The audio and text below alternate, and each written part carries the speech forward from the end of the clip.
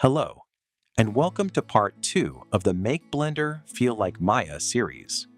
In the first part, we customize Blender's interface and navigation. This time, we're going to install and explore a plugin I created to make Blender more familiar for Maya users and a little easier for beginners. You can download the plugin using the link in the description.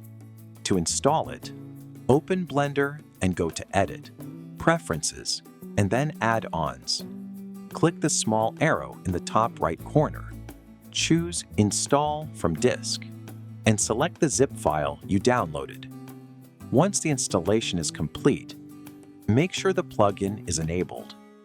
You can then open the panel by selecting the BlueM tab. Let's start at the top. If you have an object selected, you can rename it directly from the panel.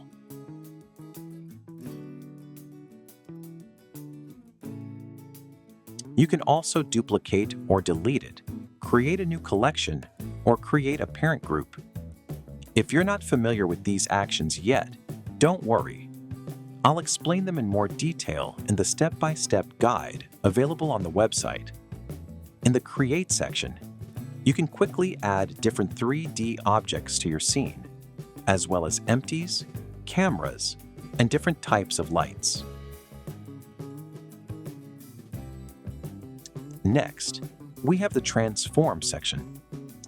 Here, you can move, rotate, and scale the selected object using precise values.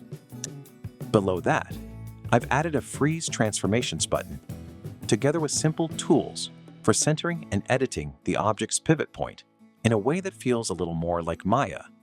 You can also activate snapping when you need to position objects, vertices, or other elements more precisely.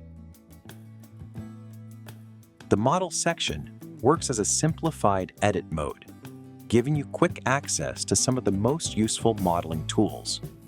You can switch between vertex, edge, and face selection, and use tools such as extrude, bridge, merge, duplicate faces, and insert edge loop. Feel free to explore these tools and see how they work.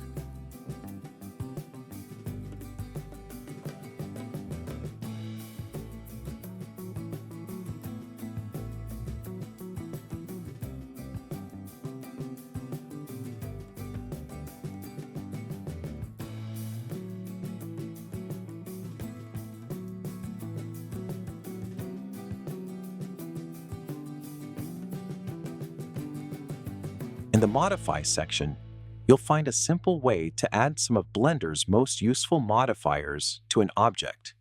If you're coming from Maya, the Smooth option will probably feel the most familiar, but I recommend experimenting with the others as well.